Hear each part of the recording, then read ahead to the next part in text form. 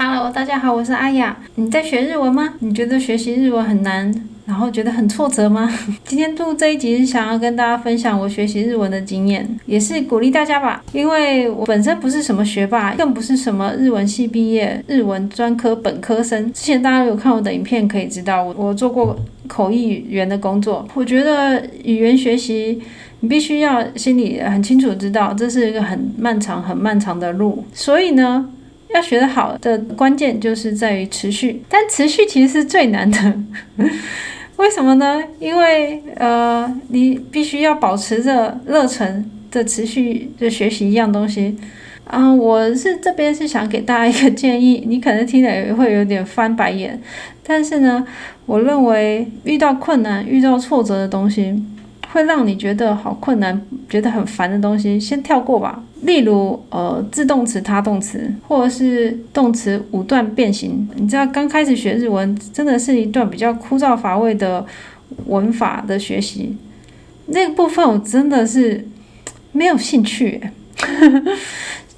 课我都会去上，可是我就觉得听起来就很无趣，然后我背不起来。说真的，可能很多人都是用硬背死背起来的，就连50音，有人说很久以前啦，我刚开始学的时候，我50音花了好几年呢，因为我曾经就是学了2-3年，然后呢去了日本游学，那时候要做分班测验，因为我卡塔卡纳写不大出来，所以我竟然只被分到50音的在上一级的班级，真的是自己也都觉得很丢脸啊！就是我学了这么久，怎么日文其实还是这么差？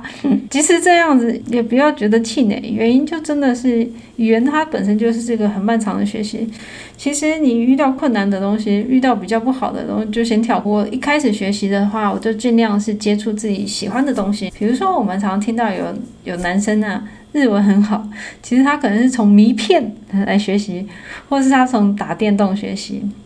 我觉得这都很好。你要喜欢学习日文的话，你必须有一个动力在。那我有一个朋友，我以前认识他的时候，不知道念什么专科，他不是一个很爱念书的学生，还是有点太妹的女生。说真的。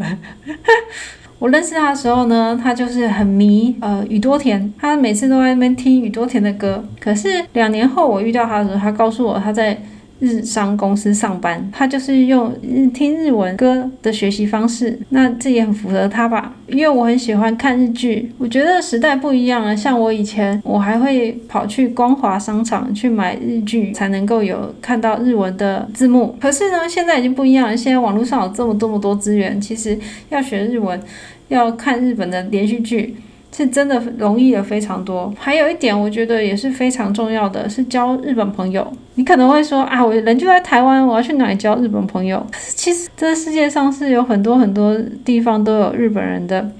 你知道我有一天呢，在我家附近的一间便利商店看到一个日本店员在工作，他很努力的在那边工作，我就直接跟他搭讪了。